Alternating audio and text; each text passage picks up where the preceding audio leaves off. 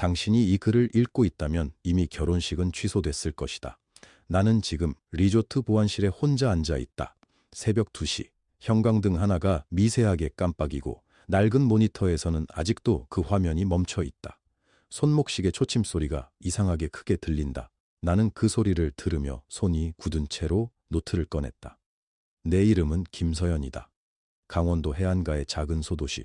사람들이 여름엔 몰려왔다가 겨울엔 썰물처럼 빠져나가는 그런 동네에서 20년째 미용실을 하고 있는 여자다. 마을 어귀 수협 건물 옆에 있는 바다향 미용실. 간판 글씨가 바람에 달아서 이제는 바다자가 희미하게 지워졌지만 그냥 둔다. 고칠 마음이 없어서가 아니라 그게 이 마을의 속도와 맞아서. 나는 20년 동안 이 마을 사람들의 머리를 다듬었다. 파마를 해주면서 시어머니 흉을 들었고, 커트를 해주면서 남편 바람 이야기를 들었고, 염색을 해주면서 며느리 눈물을 닦아줬다. 미용사는 비밀을 자르고 또 자르는 사람이다. 잘린 머리카락처럼 바닥에 쓸어 담고 쓰레기통에 버린다. 나는 그렇게 살아왔다. 내 남편 이동철은 조용한 사람이다. 말수가 적고 새벽에 일어나고 유니폼을 직접 세탁한다. 마을 사람들은 그를 리조트 관리인 아저씨로 안다. 실제로 그가 카트를 밀고 복도를 걸레질하고 전구를 갈기 때문이다.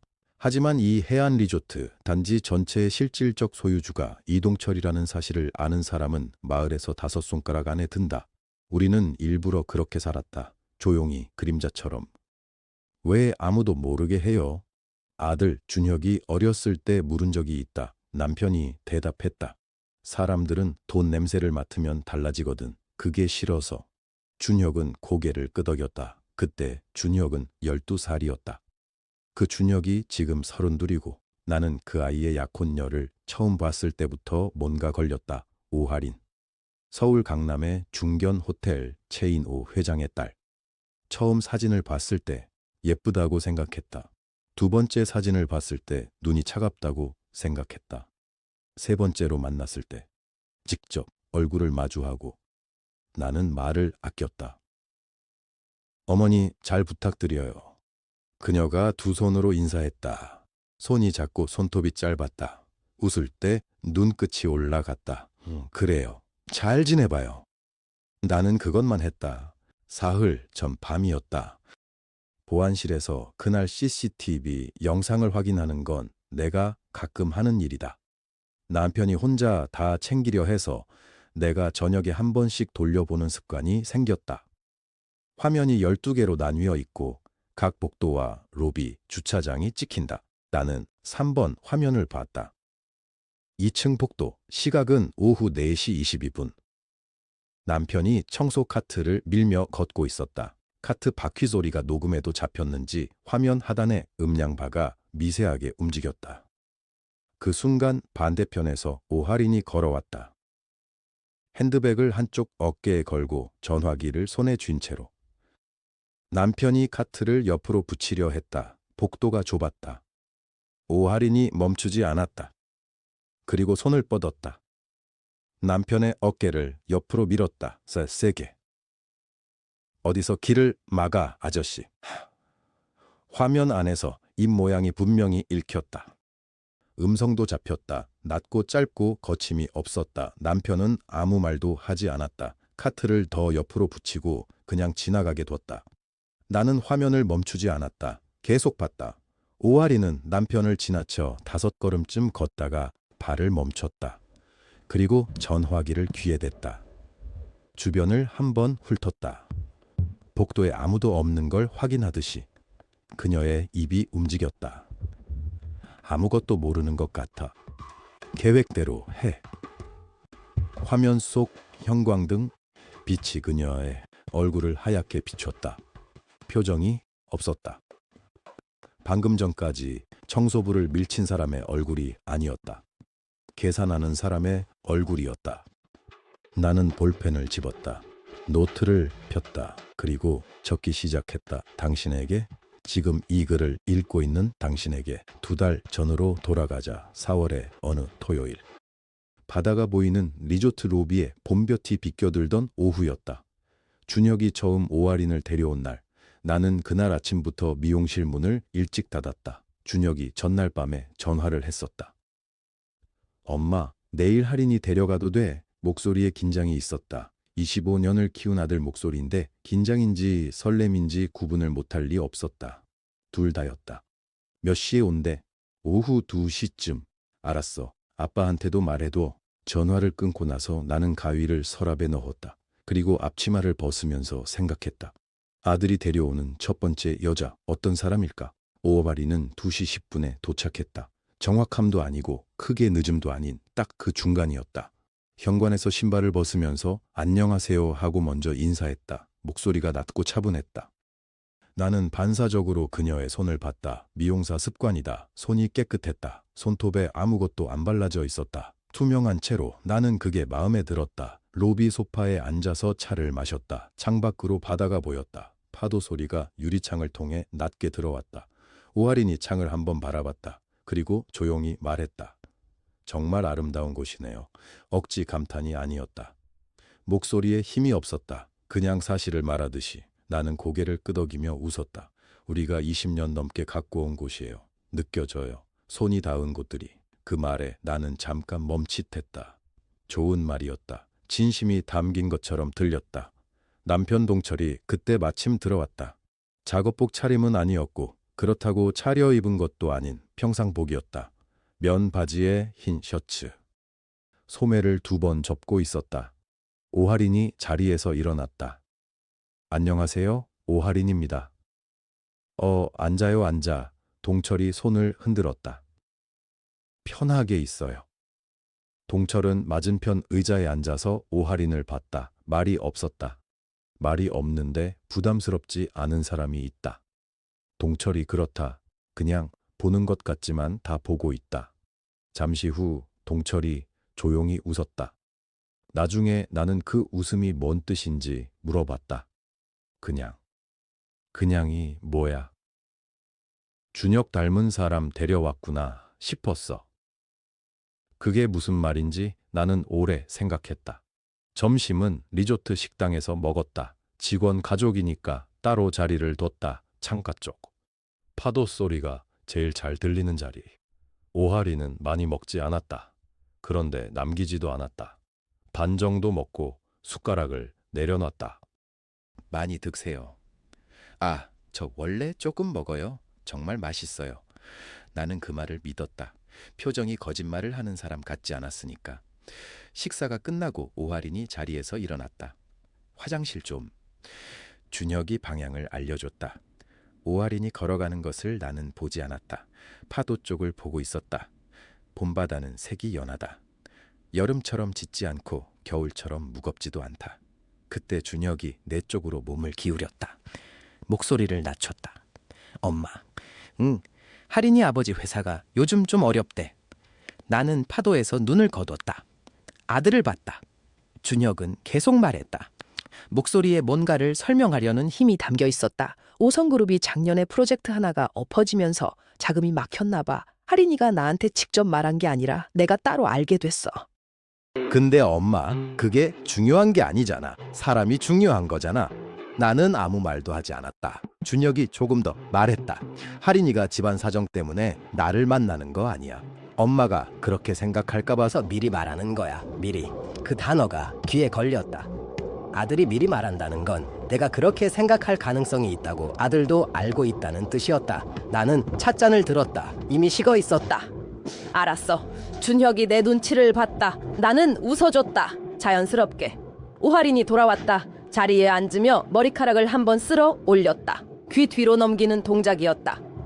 작은 귀고리가 빛을 받아 반짝였다. 나는 그 손짓을 봤다. 그리고 다시 눈을 내렸다. 내 손 안에 찻잔이 있었다. 손바닥에 식은 온기가 남아 있었다. 오하린이 말했다. 리조트 부지가 해안선까지 이어지나요? 걷다 보니까 바다가 정말 가깝던데. 나는 고개를 들었다. 아주 자연스러운 질문이었다. 너무 자연스러워서 나는 찻잔을 내려놓았다. 해안선까지 이어지냐고요? 나는 웃었다. 자연스럽게, 천천히.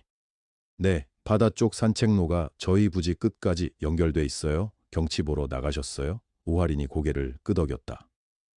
저녁 바람도 쐬고 싶어서요. 파도 소리가 방에서도 들리더라고요. 준혁이 웃으며 옆에서 끼어들었다. 그래서 이 동네가 좋잖아. 창문 열면 바다 냄새 나고. 나는 두 사람을 번갈아 봤다. 오하린의 눈은 준혁을 향해 있지 않았다. 창밖을 보고 있었다. 파도가 부서지는 방향으로. 그날 저녁 오 회장 가족이 체크인한 시각은 저녁 7시 무렵이었다. 나는 프런트 옆 복도에 서 있었다. 미용실 앞치마를 그대로 두른 채였다. 오후에 손님이 있어서 아직 갈아입지 못했다. 리조트 로비는 높은 천장 아래 간접 조명이 켜져 있었다. 저녁 바다 냄새가 자동문이 열릴 때마다 안으로 밀려 들어왔다. 소금기 섞인 약간 비린 냄새. 나는 20년 넘게 그 냄새를 맡으며 살았다. 오재민 회장이 들어오는 순간 공기가 조금 달라지는 기분이었다. 키가 컸다. 잘 차려입은 사람 특유의 걸음걸이가 있었다. 느리지만 넓게. 공간을 자기 것으로 만들면서 걷는 방식. 그 뒤로 오하린의 어머니가 따라 들어왔다. 조용한 분이었다. 눈을 많이 쓰지 않는 사람처럼 보였다.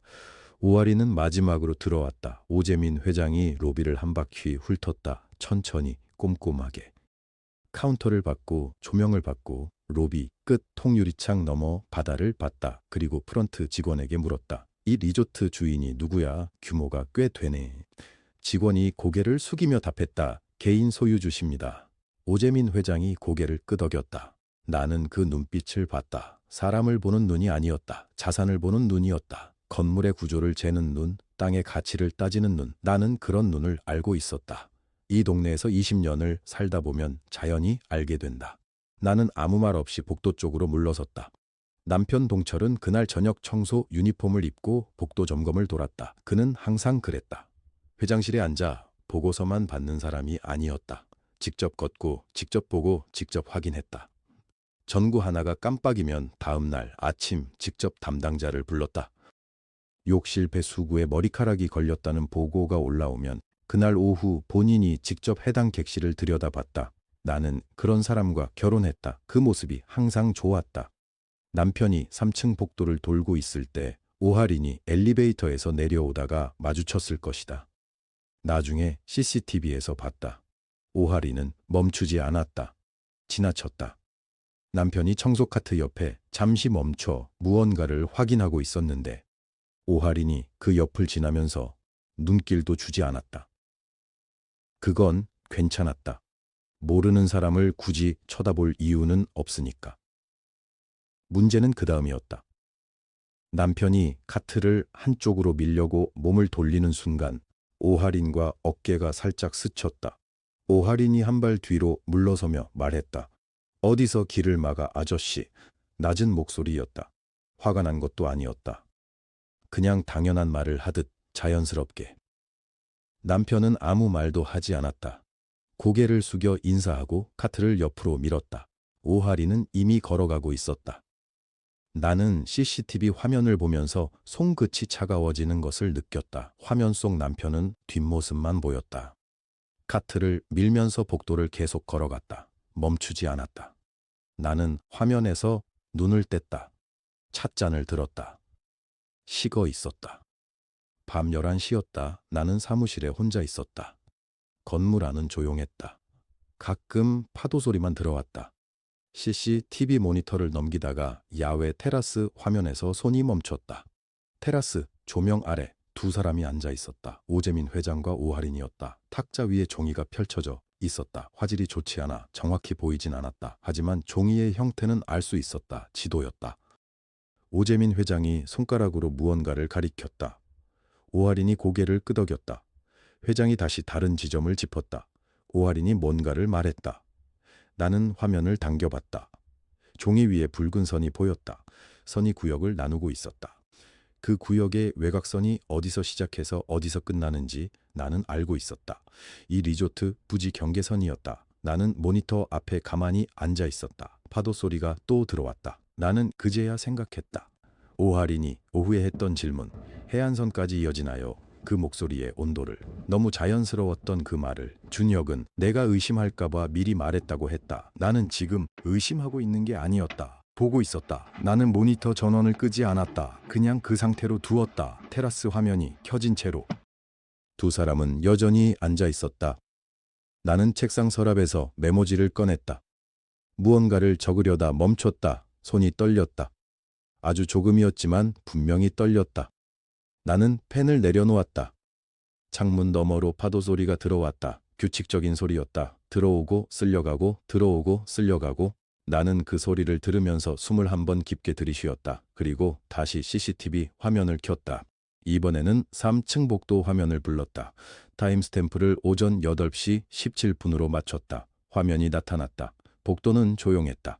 창으로 아침 햇살이 들어오고 있었다. 카펫 위에 빛이 길게 누워 있었다. 동철이 카트를 밀며 나타났다. 평소 그 모습이었다. 청소 유니폼, 허리를 약간 굽힌 자세. 카트 바퀴가 카펫 위를 천천히 구르는 것이 보였다. 나는 그 모습을 보면서 입술을 꾹 눌렀다. 32년이었다. 우리가 이 리조트를 같이 일군 세월이. 그가 저 유니폼을 처음 입은 건 직원들의 사기를 위해서였다. 내가 먼저 해봐야 시킬 수 있다고 했다.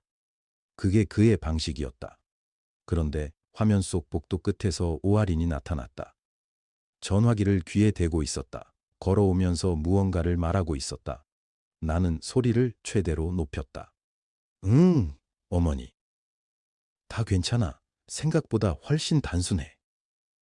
오하린의 목소리가 복도 벽에 울렸다. 그녀가 카트에 부딪혔다. 가볍게 어깨 부분이 살짝 닿는 정도였다. 하지만 그녀의 표정이 바뀌었다. 어머, 아저씨 좀 비켜줄 수 없어요? 여기가 어디라고. 복도 한가운데를. 목소리에 피곤함이 섞여 있었다. 화가 난 게 아니었다. 그냥 귀찮은 것이었다. 그게 더 선명하게 들렸다. 동철이 고개를 숙였다. 죄송합니다. 그 세 글자가 화면 밖으로 새어나오는 것 같았다. 나는 손으로 입을 가렸다. 오아린이 그 말을 듣고도 멈추지 않았다. 손을 뻗었다. 동철의 어깨를 밀었다. 가볍지 않은 힘이었다.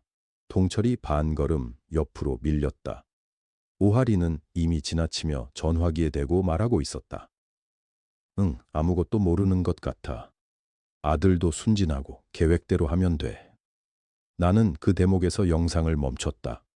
동철의 표정을 봤다. 놀라지 않았다. 그것이 나를 더 아프게 했다.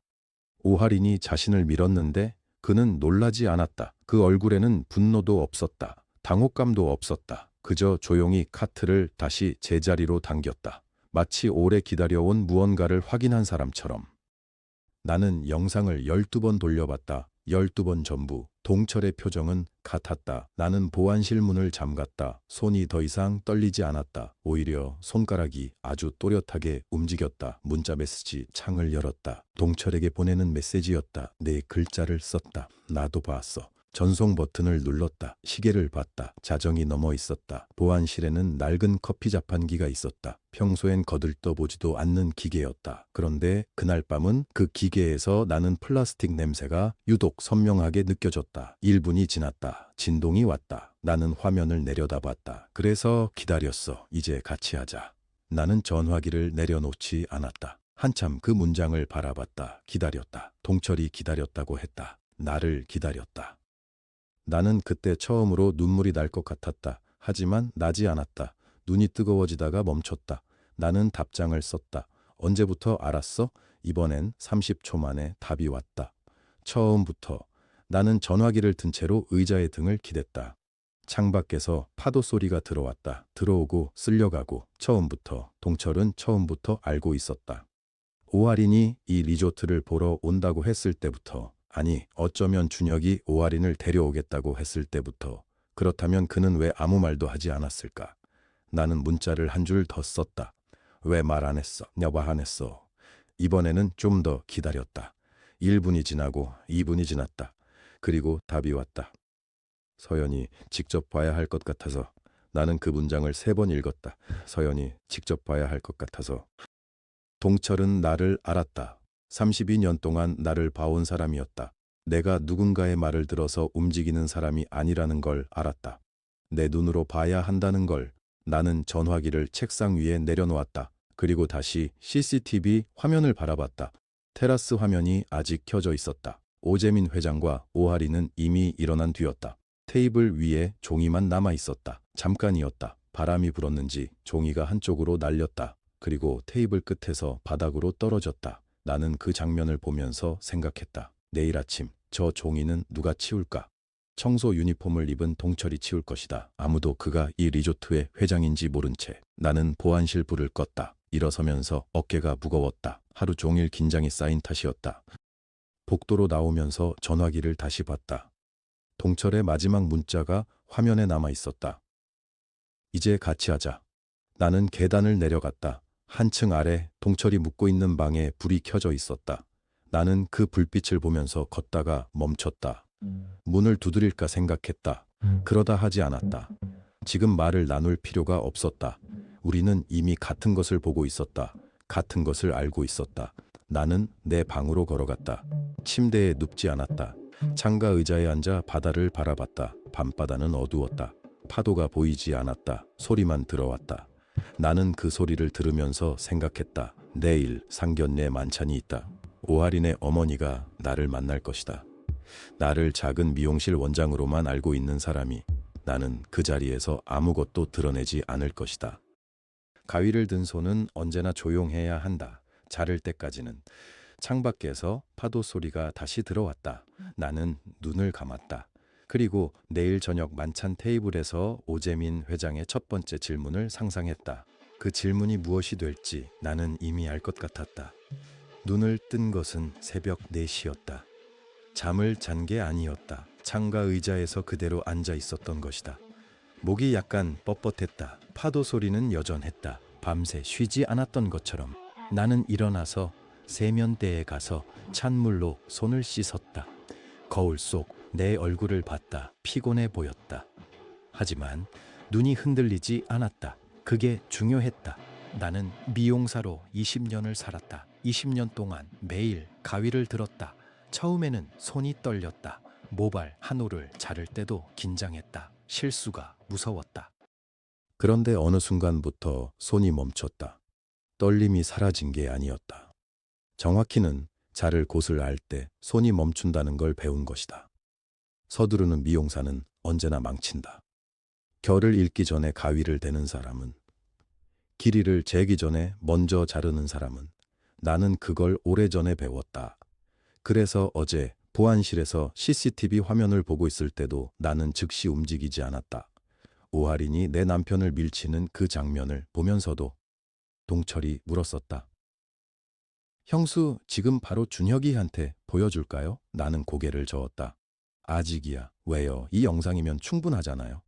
충분하지 않아. 동철이 잠시 말이 없었다. 나는 화면을 보면서 말을 이었다. 이 영상만으로는 준혁이가 믿지 않을 수도 있어. 실수였겠지. 상황이 있었겠지 하면서. 사랑하는 사람 편을 드는 게 사람이거든. 그럼 뭘 더 봐야 해요? 나는 자료를 펼쳤다. 동철이 출력해온 서류들이었다. 5성그룹, 3년 연속 적자, 부채 규모가 어마어마해. 호텔 사업이 흔들리고 있어. 동철이 미간을 좁혔다. 그거랑 하린 씨가 무슨 상관이에요? 오, 회장이 원하는 게 뭔지 봐. 나는 지도를 펼쳤다. 우리 리조트 부지가 표시된 지도였다. 그 위에 누군가 손으로 동그라미를 그려놓은 흔적이 있었다. 예전에 어디선가 건네받은 지역 개발 계획안에서 나온 것이었다. 해안선 따라 프리미엄 개발 구역. 우리 부지가 정중앙에 들어가. 동철이 지도를 한참 봤다. 설마요? 설마가 아니야. 나는 의자의 등을 기댔다. 오하린이 준혁이를 좋아할 수도 있어. 진심일 수도 있어. 하지만 그 결혼을 성사시키려는 집안의 이유는 달라. 우리 부지야. 준혁이를 손에 넣으면 이 리조트가 넘어오는 거야. 형수가 어떻게 확신해요? 나는 잠시 말을 멈췄다. 준혁이 문자 봤어.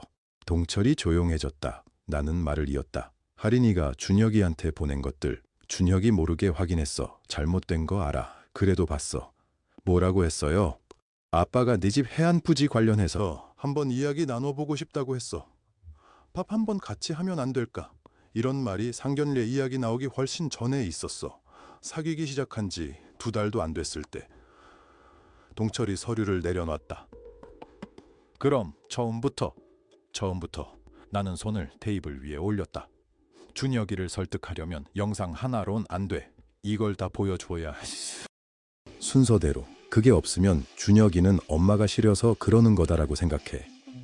나를 나쁜 사람으로 만들고 하린이 편을 들겠지. 동철이 오래 침묵했다. 그리고 말했다. 이제 같이 하자. 나는 세면대 앞에서 그 대화를 다시 떠올렸다. 손이 차가웠다. 수도꼭지를 잠갔다. 사흘이 있었다. 상견례 만찬까지. 나는 그 사흘을 조용히 쓸 것이었다. 오재민 회장이 어떻게 이야기를 꺼내는지, 오하린의 어머니가 나를 어떻게 보는지, 그들이 이 리조트를 어떻게 바라보는지, 그 모든 것을 나는 가만히 받아들이면서 볼 것이었다. 가위를 든 손처럼 자를 곳을 정할 때까지 동이 트기 시작했다. 창밖 하늘이 낮게 밝아왔다. 나는 핸드폰을 들었다. 연락처 목록을 열었다. 오하린이라는 이름을 찾아서 눌렀다. 새벽에 문자를 남기는 것이 이상하게 보일 수도 있었다. 하지만 나는 아침 일찍 일어나는 사람이었다. 미용실 원장이니까 그게 자연스러웠다. 나는 문자를 썼다. 하린 씨, 안녕하세요. 어머니 될 사람이 너무 늦게 연락드리는 건 아닌지 모르겠어요. 약혼 파티 전날 오전에 저희 미용실로 한번 와주실 수 있으세요? 제가 머리 손질해드리고 싶어서요. 파티 날 예쁘게 하고 나서야 어미로서 마음이 놓일 것 같아서요. 전송 버튼을 눌렀다. 창밖으로 해가 조금씩 올라왔다. 30분 뒤였다. 진동이 왔다. 오하린이었다. 어머니 너무 감사해요. 꼭 갈게요. 사실 머리 어떻게 할지 걱정이었는데. 이모지가 3개 붙어 있었다. 나는 핸드폰을 내려놨다. 그리고 처음으로 그날 아침 미소를 지었다. 미용실 의자에 앉은 사람은 이야기를 한다. 경계심을 내린다. 거울 속 자신을 보면서 방심한다. 나는 20년 동안 그걸 봐왔다. 오하린이 내 의자에 앉는 순간 그 아이는 나에게 등을 보이게 될 것이었다. 오하린이 미용실 문을 열고 들어온 것은 오전 10시였다. 파도 소리가 창밖에서 낮게 들려왔다. 바닷바람이 문틈으로 살짝 스며드는 계절. 미용실 안에는 펌어액과 샴푸 향이 섞여 있었다. 20년 동안 익숙해진 냄새. 어머니 안녕하세요. 오하린은 밝게 웃으며 들어왔다. 오늘 입고 온 옷은 아이보리색 니트였다. 목선이 깔끔하고 손목에는 가는 금팔찌가 하나 걸려 있었다. 꾸민 듯 안 꾸민 듯 계산된 자연스러움. 어서 와요 하린 씨. 나는 앞치마를 고쳐매며 웃었다. 여기 앉아요. 창가 자리가 제일 좋아요. 오하린이 의자에 앉았다. 바다가 정면으로 보이는 자리. 햇살이 유리창을 통해 비스듬하게 들어왔고 그 빛이 오하린의 뺨 위에 얹혔다. 예쁜 아이였다. 그건 인정해야 했다. 나는 케이프를 오하린의 어깨에 두르고 단추를 여몄다. 그리고 빗을 들었다. 어떻게 해드릴까요? 내일 파티니까 업도 하나요? 반은 올리고 반은 내리는 거 어떨까요? 너무 딱딱해 보이는 건 싫어서요. 잘 어울리겠다. 얼굴형이 좋으니까. 오하린이 거울 속에서 살짝 미소를 지었다. 칭찬에 반응하는 속도가 자연스러웠다. 익숙한 사람이었다. 나는 천천히 빗질을 시작했다. 머리카락이 고왔다. 관리를 잘 했다는 게 느껴졌다. 나는 말을 시작하지 않았다. 서두르지 않았다. 20년 동안 배운 것이 있다면 그것이었다. 침묵을 먼저 채우는 쪽이 진다. 오하린이 먼저 입을 열었다. 저 사실 어제 저녁에 준혁 오빠랑 산책 나갔다가 여기 바다 봤어요. 되게 넓더라고요. 그렇죠. 서울하고는 다르죠. 네. 근데 조용한 게 좋더라고요. 저 사실 이런 데서 살고 싶다는 생각 해봤어요. 나는 손을 멈추지 않았다. 그래요? 하린 씨 집안이 호텔 쪽이잖아요. 이런 리조트 익숙할 것 같은데. 그냥 고객으로 오는 거랑 사는 거랑 다르잖아요. 그 말은 맞는 말이었다. 나는 그냥 웃었다. 맞아요. 빛이 부드럽게 빠져나갔다. 나는 스프레이를 조금 뿌리고 손으로 모발을 정돈하면서 아주 자연스럽게 말했다. 하린 씨, 준혁이 가요. 원래 이 리조트 물려받기 싫다고 했어요. 몇 전에? 어릴 때부터 그랬어요. 서울에서 자기 일 하고 싶다고 아버지한테 그렇게 말하기도 했는데. 오하린이 거울 속에서 시선을 올렸다. 내 손이 움직이고 있었고 나는 거울을 보지 않고 있었다. 요즘은 생각이 바뀐 것 같더라고요. 아, 그래요? 목소리는 자연스러웠다. 하지만 손이 달랐다. 무릎 위에 얹혀있던 양손이 아주 살짝, 정말 아주 살짝 안으로 모였다. 나는 계속 머리를 빗었다. 그래서 제가 걱정이 되기도 하고 준혁이가 정말 원해서 하는 건지 아니면 뭔가 다른 이유가 있는 건지. 무슨 이유요? 글쎄요, 저는 엄마니까 별 생각 다 하잖아요. 하하. 나는 웃었다. 오하린도 따라 웃었다. 하지만 눈은 웃지 않고 있었다. 헤어드라이어를 집어들기 전에 나는 아무렇지 않게 말을 이었다. 아, 그리고 이건 그냥 들은 이야기인데 회장님이 요즘 리조트 팔 생각도 있으신 것 같더라고요. 예? 드라이어를 켜려던 손이 잠깐 멈췄다. 오하린의 눈이 거울 속에서 커졌다. 아주 잠깐. 부지가 워낙 좋잖아요, 여기가. 개발업자들이 자꾸 연락 온다고 하시던데 제가 옆에서 듣기론 솔깃하신 것 같기도 하고. 정적이 흘렀다. 드라이어 바람 소리가 아직 나지 않았기 때문에 그 정적이 선명했다. 아, 그래요? 어떤 개발 쪽으로요? 오하린의 목소리는 침착했다. 잘 훈련된 사람이었다. 하지만 말이 나오기까지 반박자가 걸렸다. 나는 그걸 들었다. 글쎄요. 나는 드라이어를 켰다. 저는 머리나 자르는 사람이라서 바람 소리가 가득 찼다. 대화가 더 이어지기 어려워졌다. 그것도 내 선택이었다. 드라이어 바람 속에서 나는 거울을 봤다. 오하린의 눈이 창밖으로 향해 있었다. 바다를 보고 있는 척했지만 바다를 보고 있지 않았다. 계산하고 있었다. 어떤 개발인지, 얼마짜리인지, 팔릴 경우 준혁이라는 패가 어떤 가치를 갖는지. 나는 그 눈을 20년 동안 봐왔다. 손님이 거울 속에서 보여주는 눈. 헤어스타일 이야기를 하다가 갑자기 다른 곳을 응시하게 되는 순간.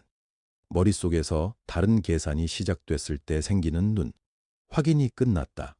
나는 이미 알고 있었지만 안다는 것과 눈으로 확인하는 것은 달랐다. 드라이어를 끄고 롤을 들어 마무리를 했다. 앞머리를 살짝 고정하고 뒷머리를 부드럽게 올렸다. 가는핀 2개로 고정했다. 다 됐어요. 어때요? 오하린이 거울을 봤다. 어머, 너무 예쁘다. 목소리가 다시 밝아졌다. 전환이 빨랐다. 내일 파티에 딱이겠다. 어머니 솜씨가 진짜 좋으시다. 오래 하다 보면 다 늘어요. 나는 케이프를 풀어주며 일어섰다. 그리고 오하린의 어깨에 손을 얹었다. 그 자리, 이틀 전 CCTV 화면 속에서 오하린의 손이 내 남편의 어깨를 밀쳐냈던 바로 그 자리에 나는 가볍게 그러나 분명하게 손을 올려놓았다. 예쁘게 됐네요. 내일 파티에서 잘 어울리겠어요. 오하린은 거울 속 내 얼굴을 보려고 했다. 하지만 끝까지 눈을 마주치지 못했다. 만찬은 오후 7시에 시작됐다. 리조트 본관 3층에 있는 프라이빗 다이닝룸은 평소 VIP 투숙객용으로만 쓰이는 공간이었다.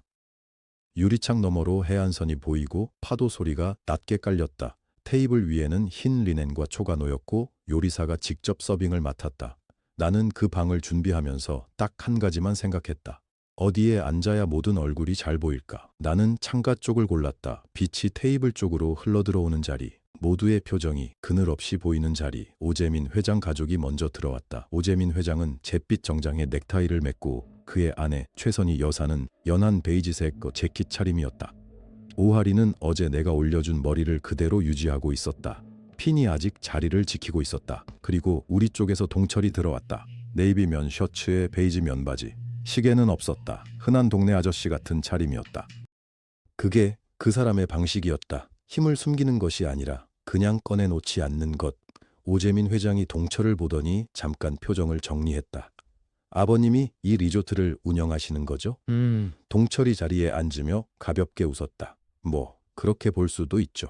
오재민 회장은 잠시 더 뭔가를 기다리는 것 같았다. 직함이라든지 규모라든지 숫자 같은 것들. 그런데 동철은 그냥 물을 따라 마셨다. 나는 냅킨을 무릎에 폈다. 첫 번째 요리가 나왔다. 전복 냉채였다. 바다 냄새가 살짝 났다. 상큼하고 얕은 향. 이런 입지는 정말 대단하네요. 오재민 회장이 유리창 쪽을 바라보며 말했다. 파도가 보이는 창. 그 눈은 파도를 보는 게 아니었다. 개발 가치가 어마어마할 것 같은데. 해안선을 이 정도 길이로 갖고 있으면 요즘 시세로는 글쎄요. 동철이 전복 한 점을 집으며 말했다. 그냥 살기 좋아서 있는 거라. 하하, 그렇군요. 오재민 회장이 웃었다. 넘어가지 않는 웃음이었다. 준혁이 오하린에게 낮게 말했다. 냉채 어때? 입에 맞아. 오하린이 환하게 웃었다. 너무 맛있어. 여기 요리사분 대단하다. 그 웃음은 완벽했다. 온도가 딱 맞았다. 너무 밝지 않고 너무 조심스럽지 않았다. 예비 며느리가 어떻게 웃어야 하는지 연습을 많이 한 웃음이었다. 준혁이 흐뭇하게 그 모습을 바라봤다. 나는 그 얼굴을 보지 않으려고 했다. 볼 수가 없었다. 내 아들은 지금 이 테이블에서 무슨 일이 벌어지고 있는지 전혀 몰랐다. 옆에 앉은 사람이 어떤 계산 위에 자신을 올려놓고 있는지. 그 순수함이 밥상보다 더 무거웠다. 두 번째 요리로 갈치조림이 나왔다. 간장과 고추의 냄새가 방 안에 퍼졌다. 진하고 따뜻한 냄새. 사업을 참 오래 하셨겠어요. 최선희 여사가 나를 보며 말했다. 목소리가 부드러웠다. 미용실을요, 20해 넘었죠. 대단하세요. 그 세월이 쉽지 않잖아요. 나는 미소로 답했다. 말 대신 미소. 어머님은 리조트 일도 같이 하세요. 오하린이 물었다. 아, 저는 미용실이 전부예요. 남편 일은 남편이 알아서 하고. 오하린이 고개를 끄덕였다. 그 대답에서 무언가를 가늠하는 표정이 스쳤다가 사라졌다. 오재민 회장이 다시 슬그머니 화제를 돌렸다. 요즘 해안가 관광 개발이 활발하다 보니까 지자체에서도 이쪽 쪽으로 관심이 많더라고요. 작년에 인근 쪽 용도 명령도 됐다고 하던데 그런 얘기들이 있죠. 동철이 밥을 한술 떴다. 관심 없으세요? 땅이 밥을 먹여주는 건 아니니까요. 짧은 정적. 오재민 회장이 다시 웃었다. 이번엔 조금 딱딱한 웃음이었다. 만찬은 2시간 가까이 이어졌다. 음식은 계속 나왔다. 대화도 계속 흘렀다. 겉보기엔 평화로운 상견례 자리였다. 나는 조용히 먹고 조용히 들었다. 필요한 말은 했고 필요 없는 말은 아꼈다. 동철도 마찬가지였다. 우리는 20년을 같이 산 부부였다. 말하지 않아도 무엇을 하고 있는지 알았다. 오재민 회장은 3번을 더 리조트 부지 이야기로 돌아왔다. 매번 다른 각도에서 다른 표현으로 지자체 이야기, 관광산업 이야기, 투자 수익 이야기, 그 집요함이 오히려 선명했다. 동철은 매번 짧게 받아치고 화제를 바꿨다. 음식 이야기로, 날씨 이야기로, 준혁 어릴 때 이야기로. 디저트가 나왔을 때 준혁이 말했다. 아버지, 여기 감귤 셔벗 진짜 맛있어요. 드셔봐요. 오재민 회장이 처음으로 진짜 웃음을 지었다.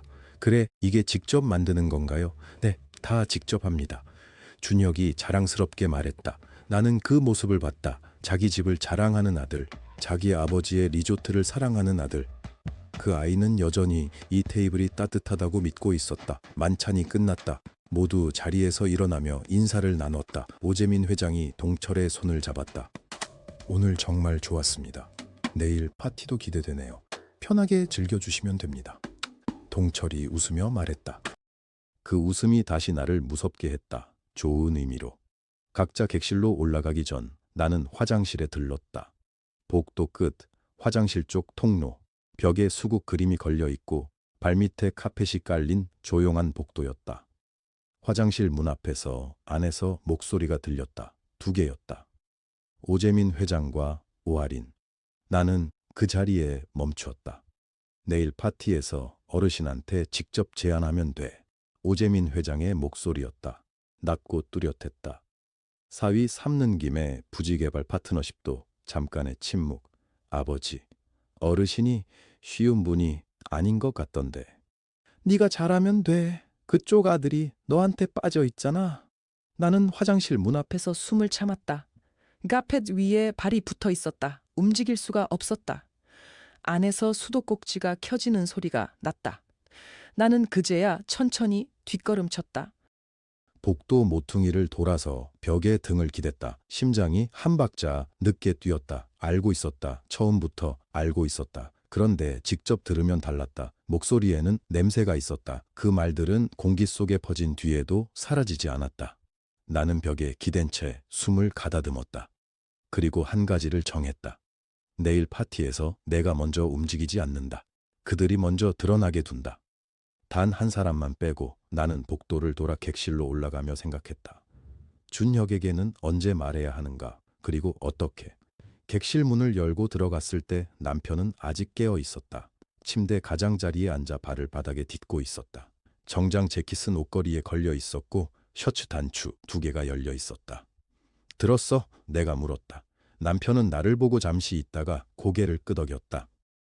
오 회장이 내일 직접 제안할 모양이더군. 당신도 알고 있었어?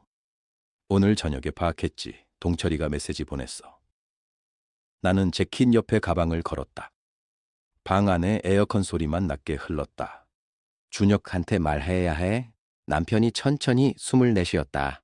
그래야지. 오늘 밤 남편이 나를 봤다. 뭔가를 물어보려다 멈췄다. 나는 먼저 말했다. 내가 말할게. 준혁의 방은 3층이었다. 복도에 불이 희미하게 켜져 있었다. 밤 11시가 넘어 있었다. 문을 두드리기 전에 잠깐 멈췄다. 손마디를 문 앞에 올려놓고 그대로 있었다. 무슨 말부터 꺼내야 하는지 생각했다. 생각할수록 말이 없어졌다.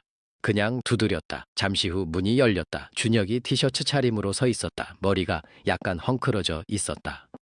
잠들었다가 깬 것 같진 않았다. 그냥 혼자 깨어 있었던 것 같았다. 엄마? 들어가도 돼. 준혁이 문을 열어줬다. 방 안에 스탠드 불이 켜져 있었다. 침대 위에 책이 한 권 펼쳐져 있었는데 아마도 읽다가 멈춘 것 같았다. 창문으로 바닷소리가 들렸다. 파도가 낮고 규칙적으로 밀려오는 소리. 나는 의자를 당겨 앉았다. 준혁은 침대 끝에 걸터 앉았다. 잠깐 아무도 말이 없었다. 준혁아. 하린이가 너를 좋아하는 거 어떻게 알아? 준혁이 눈을 가늘게 떴다. 엄마, 갑자기 왜? 그냥 어떻게 알아? 준혁이 시선을 내 얼굴에서 창문 쪽으로 옮겼다. 잠깐 생각하는 것 같았다. 당연한 걸 왜 묻냐는 표정이 아니었다. 뭔가 다른 표정이었다. 좋아하니까 같이 있는 거지. 처음에 누가 먼저 다가왔어? 침묵. 하린이. 언제? 준혁이 천천히 답했다. 처음 만날 때 지인 모임 자리였는데 하린이가 먼저 와서 말 걸었어. 그때 하린이가 여기 우리 리조트 얘기 알고 있었어? 준혁의 입이 열렸다가 닫혔다. 그건 알고 있었어. 몰랐어. 긴 침묵이었다. 파도 소리가 창문으로 들어왔다. 밀려왔다가 쓸려가는 소리. 준혁이 바닥을 봤다. 진짜로 알고 있었어. 공통 지인한테 들었다고 했어. 나는 아무 말도 하지 않았다. 준혁 스스로 그 말을 되씹게 두었다. 긴 시간이 아니었다. 그냥 그 말이 방 안에 머물게 두었다.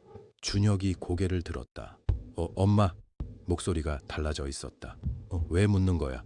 나는 가방에서 노트북을 꺼냈다. 봐야 할 게 있어. CCTV가 아니었다. 그건 아직 때가 아니었다. 그것보다 먼저 보여줄 것이 있었다. 화면에는 서류 파일이 열려 있었다. 5성그룹 내부 재무자료, 그리고 그 옆에 첨부된 기획문서. 동철이 사흘에 걸쳐 입수한 것들이었다. 준혁이 화면을 당겨봤다. 처음에는 빠르게 훑었다. 그러다 천천히 읽기 시작했다. 나는 아무 말도 하지 않았다. 방 안에 에어컨 소리와 파도 소리만 있었다. 준혁이 문서를 읽는 동안 나는 그의 손을 보고 있었다. 화면을 스크롤하는 손. 내가 수십 년 전에 씻겨준 손. 열이 나면 이마 위에 얹어주던 손. 준혁이 스크롤을 멈췄다. 화면에는 우리 리조트 부지 면적이 텍스트로 표시되어 있었다. 그리고 옆에 5성그룹 개발 계획 단계 설명 1단계, 2단계, 3단계. 파트너십 형태로 인수하는 방안. 가족 관계를 통한 접근 경로라는 문구. 가족 관계를 통한 접근 경로. 준혁이 화면에서 눈을 떼지 않은 채 있었다. 오래였다. 나는 기다렸다. 준혁이 천천히 노트북을 닫았다. 방이 다시 어두워졌다. 창밖 파도 소리. 준혁이 두 손을 무릎 위에 올려놓고 있었다. 고개를 들지 않았다. 엄마, 아버지는 알아. 나는 잠깐 숨을 참았다. 처음부터 준혁이 고개를 들었다. 눈이 침착했다. 슬픈 것도 아니었고 화가 난 것도 아니었다. 그냥 뭔가가 무너지고 난 자리 같았다. 그럼 내일 파티는? 나는 대답하지 않았다. 대신 손을 뻗어 준혁의 손 위에 얹었다. 차가웠다. 준혁의 손이. 그 아이가 어릴 때는 늘 손이 따뜻했는데 나는 손을 감싸 쥐었다. 말이 필요 없었다. 말을 하면 부서질 것 같았다. 내가, 준혁이 손을 빼지 않았다. 우리는 그렇게 한참 있었다. 파도가 밀려왔다가 쓸려가는 소리가 계속 들렸다. 그리고 준혁이 조용히 물었다. 하린이는 알고 있을까? 자기 아버지가 무슨 생각인지. 나는 그 질문에 대답을 준비해두지 못했었다. 파티가 시작되기 2시간 전이었다. 준혁은 내 손을 아직 놓지 않은 채로 물었다. 할인이는 알고 있을까? 자기 아버지가 무슨 생각인지. 나는 대답하지 못했다. 솔직히 말하면 나도 몰랐다. 오할인이 공모자인지 피해자인지. 사랑한다고 믿었던 남자가 사실은 땅덩어리를 향한 통로였다는 걸 알고 있었는지. 하지만 그게 지금 중요한 문제는 아니었다. 준혁아, 흥? 오늘 파티 나올 수 있겠어? 준혁이 잠시 있다가 대답했다. 나가야지. 목소리가 흔들리지 않았다. 그 담담함이 오히려 더 아팠다. 오션뷰 연회장은 오후 6시부터 손님을 맞았다. 바다 쪽 유리벽이 열려 있었다. 저녁 바람이 흰 테이블보 끝을 살짝 들어 올렸다가 놓았다. 어딘가에서 생선구이 냄새가 잠깐 섞여 들어왔다가 꽃향기에 덮였다. 나는 입구 쪽에 서 있었다. 미용사 앞치마가 아니었다. 남색 정장이었다. 동철이 작년 생일에 사준 것, 한 번도 제대로 입지 못했던 마을 유지들이 들어왔다. 우리 리조트 단골 거래처 사람들도 왔다. 준혁 학창 시절 은사도 왔다. 그리고 옷이 가족이 들어왔다. 오재민 회장은 여유로웠다. 아이보리색 재킷. 처음 보는 사람에게도 반갑게 악수를 건네는 사람이었다. 옆에는 사모님이 지난 자주빛 원피스를 입고 있었다. 오할인이 들어오는 순간 장안에 있던 몇몇이 돌아봤다. 머리였다. 내가 손질해준 머리. 올림머리 사이로 잔 웨이브가 흘러내리는. 조명이 닿을 때마다 은은하게 빛났다.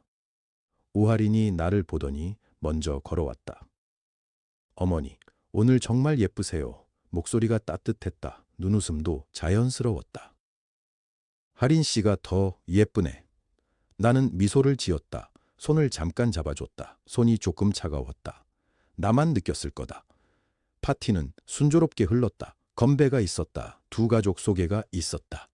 준혁과 오할인이 나란히 서서 사진을 찍었다. 준혁은 웃었다. 사람들이 박수를 쳤다. 나는 그 웃음의 가장자리가 어디서 멈추는지 보고 있었다. 눈까지는 닿지 않았다. 어머니만 아는 것들이 있다. 음식이 나왔다. 해산물 요리, 와인. 사람들 목소리가 점점 높아졌다. 나는 계속 동철을 찾았다. 연회장 한쪽 구석. 양복 차림이 아닌 회색 재킷. 조용히 음료를 들고 서 있었다. 눈이 마주쳤다. 동철이 아주 살짝 고개를 끄덕였다. 나도 고개를 끄덕였다. 그걸로 충분했다. 파티가 절반쯤 지났을 때였다. 오재민 회장이 손을 들었다. 잠깐 마이크 좀 써도 될까요? 사회자가 건넸다. 장안이 조용해졌다. 사람들이 자연스럽게 그쪽을 봤다. 오재민 회장은 마이크를 쥐고 먼저 두 아이를 향해 웃었다. 오늘 준혁 군과 우리 할인이의 약혼을 진심으로 축하합니다. 박수가 나왔다.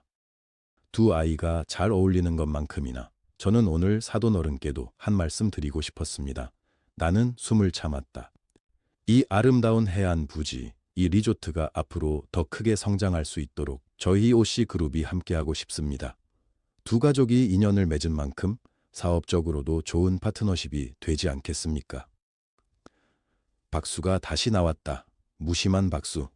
덕담이라 생각하는 박수. 나는 박수를 치지 않았다. 준혁도 치지 않았다. 오할인이 살짝 굳은 것을 나는 봤다. 눈이 한번 흔들렸다가 제자리로 왔다. 아주 짧은 순간이었다. 아무도 못 봤을 것이다. 나는 봤다. 오재민 회장이 말을 이으려 했다. 구체적인 이야기는 자리를 옮겨서 하면 좋겠습니다만 제가 이번에 준비한 제안이 그때였다. 연 회장 뒤편 문이 열렸다. 소리가 났다. 문 경첩이 돌아가는 소리. 사람들 시선이 그쪽으로 움직였다. 동철이었다. 회색 재킷이 아니었다. 짙은 네이비 정장. 우리 리조트 로고가 새겨진 배지가 왼쪽 가슴에 달려 있었다. 평소에는 절대 달지 않던 것. 그 옆에 두 사람이 함께였다. 한 사람은 우리 리조트 법무팀장 이상철 씨. 서류 봉투를 들고 있었다. 다른 두 사람은 나는 처음 봤지만 알 수 있었다. 정장의 재질, 서류 가방, 서로 나누는 짧은 눈빛. 변호사들이었다. 연 회장이 완전히 조용해졌다. 오재민 회장의 마이크가 손 안에서 멈추었다. 동철이 천천히 걸어 들어왔다. 발소리가 이상하게 크게 들렸다. 마루 바닥을 밟는 소리가. 사람들이 갈라져 길을 만들었다. 본능적으로 오재민 회장이 동철을 봤다. 표정이 읽히지 않았다. 읽히지 않는다는 것이 답이었다. 동철이 나를 한 번 봤다. 나는 고개를 끄덕였다. 동철이 오재민 회장 쪽으로 걸음을 옮기며 말했다. 아, 마침 잘 됐네요, 회장님. 목소리가 조용했다. 하지만 연 회장 전체에 들릴 만큼 또렷했다. 저도 오늘 말씀드릴 게 있었는데 오할인의 얼굴이 굳었다. 굳었다기보다 뭔가가 내려앉는 것 같았다.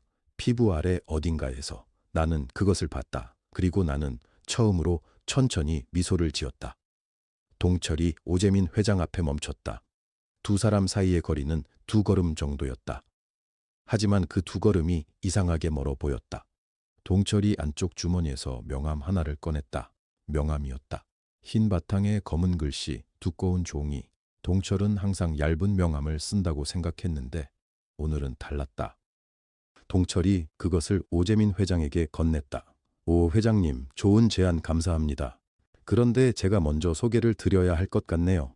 오재민 회장이 명함을 받았다. 잠깐이었다. 아주 잠깐. 그의 눈이 명함 위에서 멈췄다. 멈췄다가 다시 동철을 봤다. 그 찰나의 움직임을 나는 놓치지 않았다. 오할인이 아버지 옆에서 고개를 살짝 기울였다. 명함을 훔쳐보려는 것이었다. 그녀의 눈이 글씨를 읽는 순간 입술이 떨렸다. 아주 조금, 거의 느끼지 못할 만큼. 하지만 나는 20년 넘게 사람들의 얼굴을 들여다보며 살았다. 가위를 들고 거울 앞에서 나는 봤다. 동철이 말했다. 이 리조트 단지 전체의 소유주이자 지주법인 이동철 회장입니다. 목소리에 힘이 없었다. 과시하는 것도 없었다. 그냥 사실을 읽듯이. 그게 더 무서웠다. 며칠 전 복도에서 뵌 적 있죠, 따님. 연 회장이 얼어붙었다. 얼어붙는다는 게 이런 거구나 하고 나는 생각했다. 소리가 사라지는 게 아니라 소리들이 각자 자기 자리로 도망가는 것. 식기 부딪히는 소리, 의자 끌리는 소리, 누군가의 기침 소리. 그것들이 전부 사라졌다. 오할인이 의자에서 일어나려다 멈췄다. 다시 앉았다. 두 손이 테이블 위에 놓여 있었다. 손가락이 한번 오므라들었다가 펴졌다. 오재민 회장이 입을 열었다. 이게 무슨... 회장님, 동철이 조용히 잘랐다. 저희 법무팀장 이상철 씨가 오늘 가져온 서류가 있습니다. 오성그룹의 재무 현황, 그리고 이 부지에 대한 개발 기획안 초안입니다. 이상철 씨가 앞으로 나섰다. 서류 봉투를 테이블 위에 내려놓았다. 소리가 납작하게 퍼졌다. 저희 법무팀이 지난 열흘간 검토했습니다. 동철이 계속했다. 그리고 어젯밤 아들 준혁이도 모든 걸 알게 됐습니다. 그 말에 준혁이 고개를 들었다. 준혁은 오할인을 봤다. 사랑이 아니었다. 분노도 아니었다. 슬픔이었다. 그냥 깊고 조용한 슬픔. 그게 나는 가장 마음이 아팠다. 오할인이 준혁의 시선을 받았다. 그녀가 입을 열었다. 오해예요. 목소리가 떨렸다. 처음이었다. 사흘 동안 그 목소리가 떨리는 것을 나는 한 번도 보지 못했다. 저는 정말 준혁 씨를 그 순간이었다. 나는 자리에서 일어섰다. 처음이었다. 사흘 동안 나는 뒤에 있었다. 옆에 있었다. 보이지 않는 곳에 있었다. 연 회장의 시선이 한꺼번에 내게로 왔다. 오할인이 나를 봤다. 나는 오할인을 봤다. 가위 같은 건 들지 않았다. 마이크도 들지 않았다. 그냥 섰다. 동철이 살짝 나를 봤다. 말없이 자리를 내어줬다. 나는 천천히 걸었다. 오할인 쪽으로가 아니라 준혁 쪽으로. 아들 옆에 섰다. 그리고 오할인을 향해 말했다. 할인 씨, 괜찮아요. 천천히 말해봐요. 조용한 목소리였다. 싸우는 게 아니었다. 오할인이 멈칫했다. 그녀는 이 상황에서 내가 조용히 말할 거라고 예상하지 못한 것 같았다. 나는 계속했다. 준혁이가 듣고 싶어요. 저도 듣고 싶고요. 지금 이 자리에서. 오재민 회장이 끼어들었다. 이봐요. 지금 이게 무슨 상황입니까? 서류가 어쩌고 법무팀이 어쩌고 우리 딸한테 이러는 건. 오 회장님. 동철이 다시 말했다. 여전히 조용하게. 이 서류 안에는 오성그룹 측에서 우리 리조트 부지 취득을 목적으로 추진한 계약 문건 초안이 들어 있습니다. 약혼 발표 이후 부지 담보 대출 구조까지요. 이건 저희가 만든 게 아닙니다. 오성그룹 내부에서 유출된 겁니다. 연 회장 한쪽에서 누군가 숨을 들이켰다. 하객들이었다. 그 소리가 작게 파문처럼 퍼졌다. 오재민 회장의 얼굴이 굳었다. 그건 사업 검토 단계에서. 검토 단계에서 사돈의 부지를 담보로 잡습니까? 이번엔 내가 말했다. 목소리가 떨리지 않았다. 신기했다. 사흘 전까지만 해도 이런 자리에서 이런 말을 할 수 있을 거라고 생각하지 못했는데. 미용실에서 오랜 세월 앉아서 들어온 말들이 있었다. 속마음, 뒷말, 사람들이 거울 앞에서만 하는 이야기들. 그것들이 지금 내 등뼈를 세우고 있었다. 오하린이 나를 봤다. 나는 그녀를 봤다. 그녀의 눈에 무언가가 있었다. 눈물은 아니었다. 눈물 바로 직전에 있는 것. 무너지지 않으려고 버티는 사람의 눈빛. 나는 알았다. 그녀가 완전히 나쁜 사람이 아닐 수도 있다는 걸. 아버지의 계획 안에 끌려 들어온 사람일 수도 있다는 걸. 하지만 그것은 준혁이 판단할 일이었다. 내가 대신해 줄 수 없었다. 나는 준혁을 봤다. 준혁아, 아들이 나를 봤다. 네가 말해. 연 회장이 다시 조용해졌다. 준혁이 천천히 오하린을 바라봤다. 식탁 위에 놓인 그녀의 손을 봤다. 손가락이 여전히 반쯤 오므라져 있었다. 하린 씨, 이 준혁의 목소리가 낮았다. 나한테 직접 말해줘요. 오늘, 지금. 오하린의 입술이 한번 열렸다가 닫혔다. 연 회장 천장에 달린 샹들리에가 천천히 흔들리는 것 같았다. 빛이 조금 달라졌다. 아니면 내 눈이 그렇게 느낀 것일 수도 있었다. 오재민 회장이 딸의 이름을 불렀다. 하린아. 오하린이 아버지를 봤다. 그리고 아버지에게서 눈을 돌렸다. 처음으로. 그녀가 준혁을 봤다. 한참 봤다. 그리고 입을 열었다. 준혁 씨. 오하린의 목소리가 작았다. 연 회장 전체가 그 목소리를 듣기 위해 숨을 참는 것 같았다. 나는 처음에는 아버지 말을 따랐어요. 그녀가 테이블 위에 손을 거뒀다. 무릎 위로 내렸다. 보이지 않는 곳으로. 리조트 부지 때문에 접근했어요. 처음에는 그게 다였어요. 준혁이 움직이지 않았다. 그런데 오하린의 목소리가 한번 끊겼다. 그런데 달라졌어요. 진짜로 연 회장 어딘가에서 숟가락이 그릇에 닿는 소리가 났다. 누군가가 잘못 건드린 것이었다. 그 소리가 유독 크게 들렸다. 오재민 회장이 입을 열었다. 하린아, 지금 무슨 아버지. 오하린이 아버지를 봤다. 눈물이 넘치지는 않았다. 하지만 눈이 빨개졌다.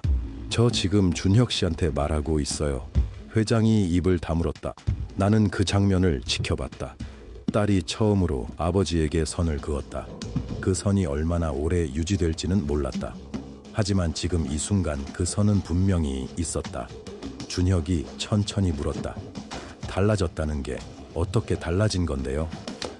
오하린이 손가락으로 테이블 목 끝을 잡았다. 손가락 마디가 하얗게 됐다. 당신이 나한테 처음 커피를 사줬을 때 아무것도 묻지 않고 그냥 뭐 마실래요? 한마디만 하고 내가 아메리카노라고 했더니 설탕 없어도 돼요? 이렇게 물어봤잖아요. 준혁이 눈을 깜빡였다. 기억해요. 하하, 기억해요. 그 순간에 생각했어요. 이 사람은 나를 보고 있구나.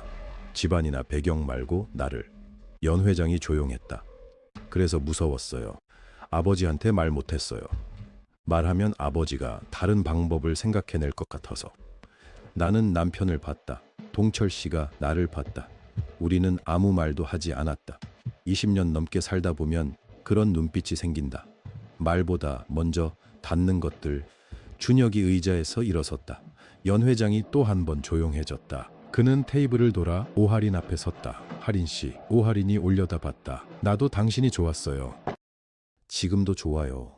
오하린의 눈에서 결국 눈물 한 방울이 떨어졌다. 뺨을 타고 내려왔다. 그녀가 닿지 않았다. 그런데 준혁이 손을 뻗었다. 오하린의 손을 잡으려는 게 아니었다. 테이블 위에 놓여있던 약혼 반지를 집어들었다. 그리고 그것을 오하린 앞에 놓았다. 던진 게 아니었다. 그냥 내려놓은 것이었다. 딸깍 작은 소리 하나. 지금은 아닌 것 같아요. 오하린이 반지를 봤다. 준혁을 봤다. 같이 있으면서도 나한테 말 못하는 것들이 너무 많았잖아요. 그게 당신 잘못만은 아니에요. 알아요. 그런데 그렇게 시작한 게 너무 많이 쌓였어요. 준혁이 물러섰다. 오재민 회장의 얼굴이 굳었다. 법무팀장이 그의 귀에 무언가를 속삭였다. 회장이 손을 들어 제지했다. 판이 기울었다. 모두가 느끼고 있었다. 나는 그때 걸어갔다. 마이크를 잡으러 간 것이 아니었다. 무대 위로 올라간 것도 아니었다. 그냥 오하린 앞으로 걸어갔다. 그녀가 나를 올려다 봤다. 눈물이 뺨 위에서 마르고 있었다. 나는 몸을 살짝 숙여 그녀에게만 들릴 만큼 낮은 목소리로 말했다. 내 미용실 의자에 앉았을 때 당신이 무엇을 원하는지 이미 알았어요. 오하린이 눈을 깜빡였다. 나는 20년간 사람 머리를 잘랐어요. 어디를 자르면 되는지는 눈 감고도 알아요. 그녀의 입술이 떨렸다. 그래서 기다렸어요. 당신이 스스로 말할 때까지. 나는 등을 폈다. 오하린이 뭔가를 말하려고 했다. 그런데 말이 나오지 않았다. 그녀가 고개를 숙였다. 오재민 회장이 일어섰다. 이 자리가 어떤 자리인지 모르시오? 우리 가족의 회장님. 동철 씨가 말했다. 조용하고 낮은 목소리였다. 그런데 연 회장 전체에 들렸다. 회장이 동철 씨를 봤다. 낮 동안 유니폼을 입고 복도를 걷던 그 노인을, 지금은 정장을 입고 테이블 상석에 앉아있는 이 사람을 처음으로 눈이 마주쳤다. 우리 아들이 결정했습니다.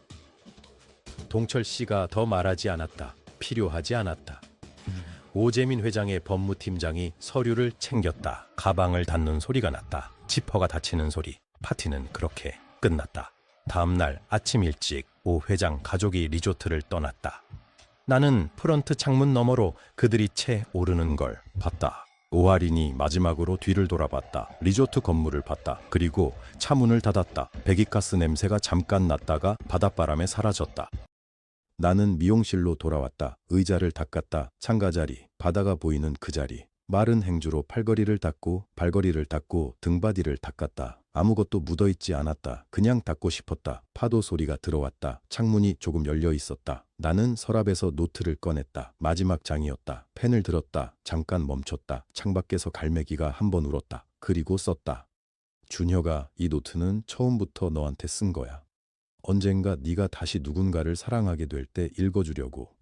사람 읽는 법은 학교에서 안 가르쳐줘. 교과서에 없어. 시험에도 안 나와. 그런데 살면서 제일 많이 필요한 거야. 엄마는 20년간 사람들 머리를 만졌어. 긴장한 사람은 목이 굳어, 슬픈 사람은 가위 소리에 움찔해. 뭔가 숨기는 사람은 거울을 잘 안 봐. 눈을 내리깔거든. 자기 얼굴을 보기 싫은 거야. 그런 걸 보면서 배웠어. 사람은 말보다 몸이 먼저야. 손이 먼저야. 눈이 먼저야. 그래서 엄마가 기다렸어. 말이 아니라 행동을 기다렸어. 준혁아, 너는 반지를 던지지 않았어. 그냥 내려놓았어. 그 차이가 내 사람됨이야. 엄마가 그걸 봤어. 마지막으로 한 가지만. 머리카락은 자르면 다시 자라. 시간이 걸릴 뿐이야. 그런데 자존심은 한 번 잘리면 오래 걸려. 그래서 엄마가 대신 잘라줬어. 사랑해. 노트를 덮었다. 창밖에 바다가 있었다. 오늘따라 파도가 조용했다. 낮은 물결이 해변을 쓸고 물러났다. 쓸고 물러났다. 나는 가위를 서랍에 넣었다. 그리고 처음으로 아무것도 하지 않고 그냥 창가에 앉았다.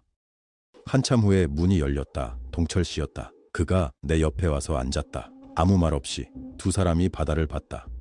노트 읽었어요. 내가 고개를 돌렸다. 동철 씨가 앞을 보면서 말했다. 준혁이 모르게 먼저 읽었어요. 언제요? 어젯밤에. 당신 잠들고 나서. 나는 뭐라고 해야 할지 몰랐다. 할 말 있어요? 동철 씨가 나를 봤다. 그리고 웃었다. 20년 넘게 봐온 그 얼굴로. 역시 당신이 제일 무서워. 나도 웃었다. 바다가 한 번 출렁였다. 그걸로 충분했다.